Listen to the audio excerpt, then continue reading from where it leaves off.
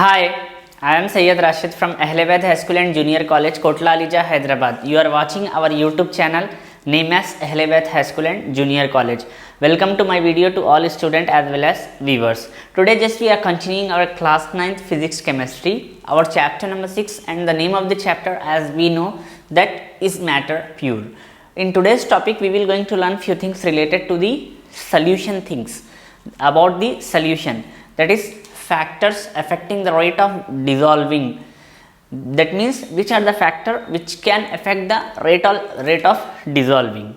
तो all the student, जैसा कि आप जानते हैं मैं सैयद राशिद हूँ. आज हम 9th क्लास की फिजिक्स पढ़ रहे हैं, ठीक है, जिसका नाम और चैप्टर का जो नाम है वो है 6th नंबर है, उसका नाम है इज मैटर प्योर. तो हम एक्टिविटी नंबर 4 के बारे में कुछ हम आज के दिन मालूम करेंगे, जानेंगे. Okay, let us begin. Factors affecting the rate of dissolving. Take 3 glass beakers and fill each of them with 100 ml of water. Add 2 spoons of salt to each beaker. Place the first beaker undisturbed. Stir the water in the second beaker and warm the third beaker. What do you observe from the above 3 situations? What method allows the solute to dissolve in the solvent easily? If you increase the temperature of the third beaker, what will happen? Repeat the activity by using salt crystal instead of salt powder. What change do you observe? Now अब देखिए, we have 3 cases with us. Okay, case 1, this is an green marker. I think मैं थोड़ा सा black marker ले लेता हूँ. देखिए, look at the board. case 1 में हम क्या करें? beaker, BEAKER, beaker और 100 ml water. ओके, और इसको क्या करें हम? बिल्कुल अनडिस्टर्ब्ड रखें, यानी कि इसको कुछ भी हिलाइश नहीं. केस 2 में सेम रहेगा आपको. That means beaker 100 ml water plus आपको लाइक 2 स्पून सॉल्ट समझ सकते हैं आप. यहाँ पे मैं प्लस लिख देता हूँ, 2 spoon SPON spoon SALT salt. तो केस 2 में सेम रहेगा, लेकिन इंस्टेड ऑफ अनडिस्टर्ब इसको क्या करेंगे?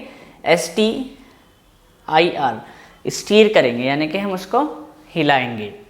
इन केस 3 सेम सोल्यूशन रहेगा, बीकर रहेगा, 100 ml वाटर रहेगा यहाँ पे, ठीक है, बीकर 100 ml वाटर और प्लस 2 स्पून रहेगा. इंस्टेड ऑफ अनडिस्टर्ब इसको हम क्या करेंगे?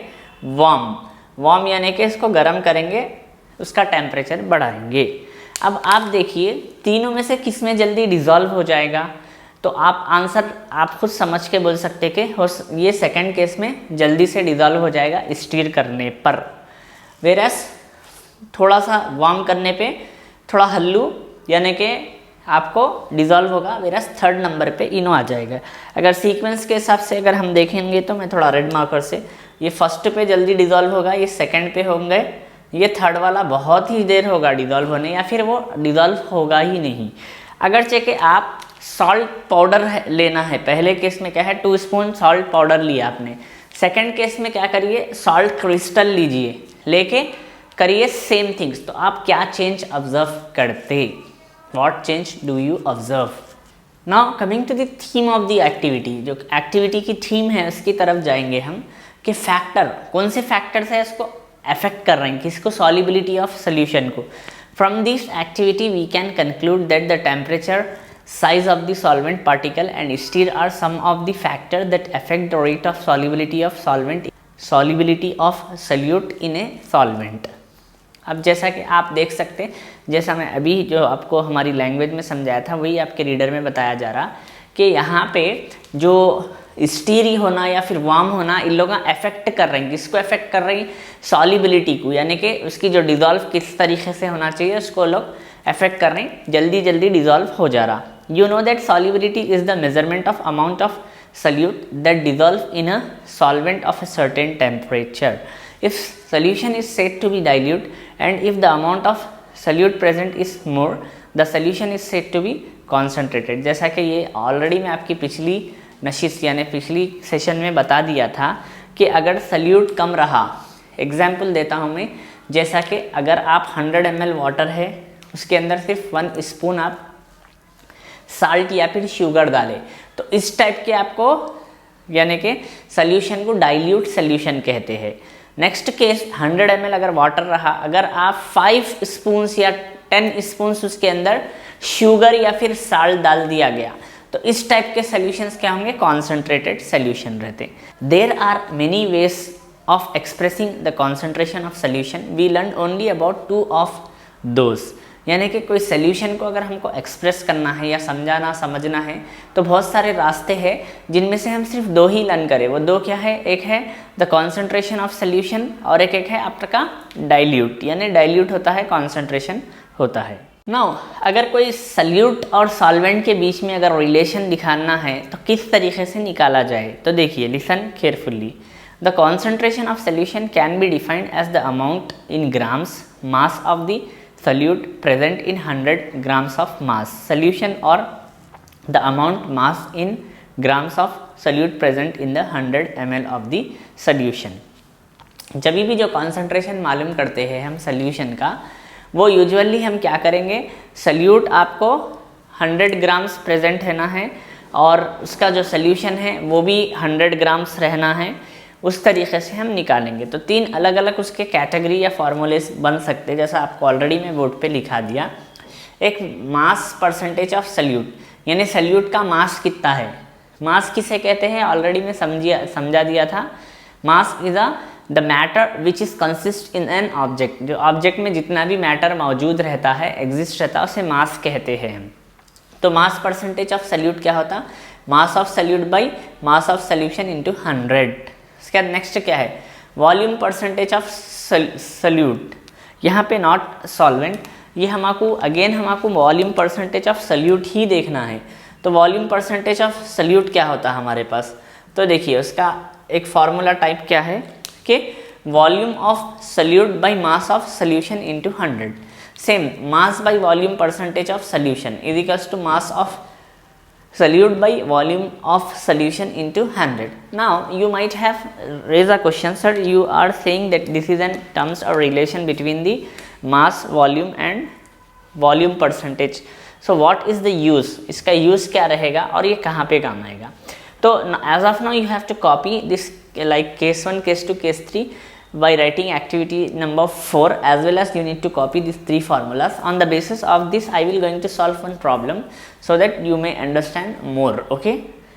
तो अभी आप ये कॉपी कर लीजिए, इसके बारे में एक प्रॉब्लम करा देता हूँ मैं, ताकि आप और ज़्यादा से ज़्यादा अच्छे से अच्छा समझ सकते, okay. Hope you have copied, उम्मीद करता हूँ कि आपने कॉपी किया होगा जो मैंने अभी लिखाया था बोर्ड पे। Now the time to solve one problem based on the theory which we have come across just now. अभी हमने जो भी देखा था उसके ऊपर थोड़ा सा प्रॉब्लम कर लेंगे, थोड़ा नहीं पूरा कंप्लीट प्रॉब्लम करेंगे। As you can see the question already wrote by me on board, जैसा कि आप क्वेश्चन देख सकते हैं कि मेरी तरफ से लिखा गया है बोर्ड पे already. A solution contains 50 grams of common salt in 200 grams of water. Calculate the concentration in terms of mass by mass percentage of the solution. अब यहाँ पे देखिए आपको सबसे पहले यूनिट्स का ध्यान देना होगा। अब जैसा कि इंग्लिश में क्वेश्चन तो आपको स्क्रीन पे दिख रहा है, हिंदी में सीधा सीधा समझा देता हूँ। एक सोल्यूशन है जिसके अंदर 50 ग्राम क्या है, एक नमक है, और वो सोल्यूशन में 200 ग्राम पानी है, और कैलकुलेट करो कॉन्सेंट्रेशन किसका, सोल्यूशन का कॉन्सेंट्रेशन कैलकुलेट करो in terms of mass by mass, यानी मास ही में अपने को करना है। तो first formula I think we have to apply, जो हमने ग्रीन मार्कर से लिखाया था वो अप्लाई करना पड़ेगा मेरे को यहाँ पे। साथ ही साथ आप देख सकते कि साल्ट तो ग्राम्स में या फिर केजीस में नापा जाता, सही बात है, लेकिन वाटर्स तो यूजुअली ml में नापा जाना चाहिए, तो ये ग्राम्स में क्यों नापा जाया। तो देखिए all the student and viewers, आपको पता होना चाहिए आपको मालूम होना चाहिए जो लिक्विड्स होता है वो mls में तो नापे जाते हैं, मेज़र तो होता ही है, उसके साथ साथ बास केसेस में उसको ग्राम्स में भी मेज़र किया जाता। तो यहाँ पे वही कर रहे हैं हम, वाटर को ग्राम्स में मेज़र किया जा रहा। नाउ अब हम थोड़ा सा सोल्यूशन की तरफ बढ़ेंगे, सोल्यूशन मीन्स सॉल्व की तरफ। देखिए सबसे पहले हमको यहाँ पे डिसाइड करना है कि सल्यूट कौन सा है, सॉल्वेंट कौन सा है। सब में पहले मैं लिखूंगा मास, ओके, ऑफ सल्यूट, SOLUTE। तो मास ऑफ सल्यूट यहाँ पे मेरे को क्या रहेगा, साल्ट रहेगा, क्योंकि कम क्वांटिटी में उन्हें प्रेजेंट है, तो क्या है 50 ग्राम्स है मेरे को, ठीक है। उसके बाद मास ऑफ सॉल्वेंट, सॉल्वेंट यहाँ पे ऑब्वियसली क्या है हमारे पास, वाटर रहेगा। तो ब्रैकेट में हम वाटर लिख लेंगे इसको, और कितना दिया हुआ है हमारे को 200 ग्राम्स दिया हुआ है। मास ऑफ सोल्यूशन क्या रहता, यानी कंप्लीट जो मास होता है solution, mass of SOLUTION, mass of solution is equals to mass, okay, of solute plus mass of solvent, दोनों का अगर हम मिला देंगे तो ही हमारा कंप्लीट सोल्यूशन का मास हो जाएगा, दैट इज 50 प्लस 200 ग्राम्स। तो ये क्या हो जाएगा हमारे पास 250 ग्राम्स, यानी 250 ग्राम्स हमारे पास क्या है, टोटल सोल्यूशन का मास है।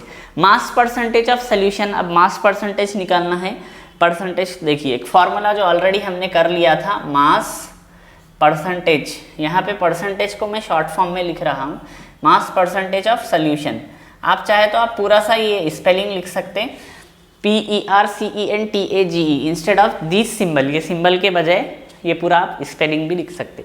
ये क्या है, मास ऑफ, ऑब्वियसली हमने अभी पढ़ा था solute, SOLUTE, solute by mass of solvent, solvent है सोल्यूशन है, क्योंकि हम यहाँ पे कंप्लीट सोल्यूशन का देख रहे हैं, तो मास ऑफ सोल्यूशन होगा SOLUTION इंटू 100 के बराबर। तो अब ये, अब जैसा कि अब ये क्या हो गया, नेक्स्ट स्टेप में मेरे को क्या आना चाहिए, mass, okay, percentage of solution SOLUTION is equals to क्या हो गया मेरे पास, मास ऑफ सोल्यूट कितना था हमारे पास, 50 था, यानी 50 ग्राम, भाई ये था 250 ग्राम्स, इज इन इट, क्या ये सही है, इंटू 100 हमने कर रहे हैं। तो अब देखिए सॉल्व कैसा करना है इसको, सिंपल तरीके से, listen and look at the board carefully. यहाँ पे बहुत इंपॉर्टेंट टॉपिक है ये स्टेप बहुत इंपॉर्टेंट है।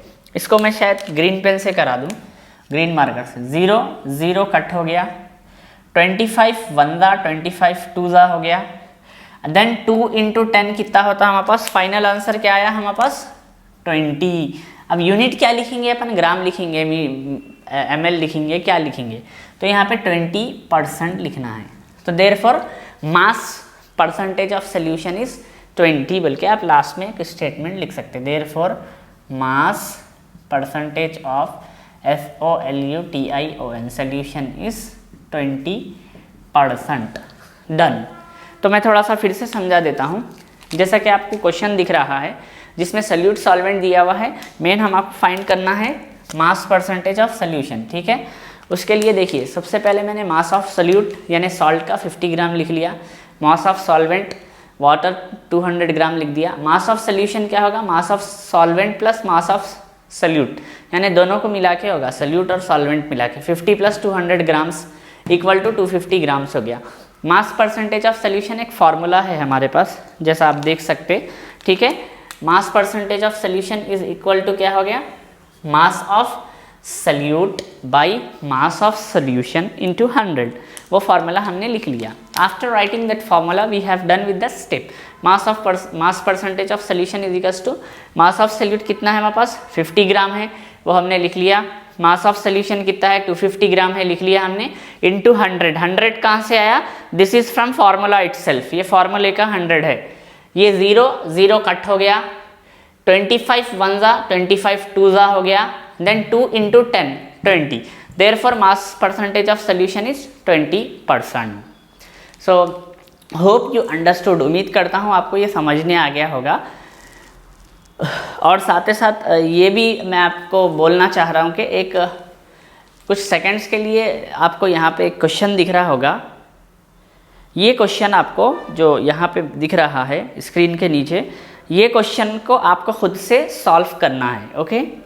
सो अभी आप क्या कीजिए, ये क्वेश्चन और आंसर यानी सोल्यूशन कॉपी कर लीजिए, और ये जो सवाल है ना ये भी कॉपी कर लेके आप लिख लीजिए आपके बुक्स में, क्लास वर्क्स में। और एक तो सॉल्व है, दूसरा आपको अपनी तरफ से सॉल्व करना है, देख लीजिए आप बोर्ड पे भी।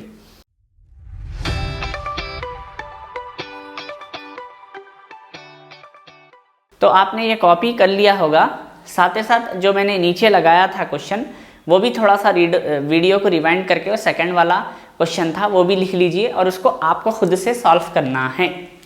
That's all about our today's session और टुडेज क्लास। आज की क्लास के लिए इतना ही।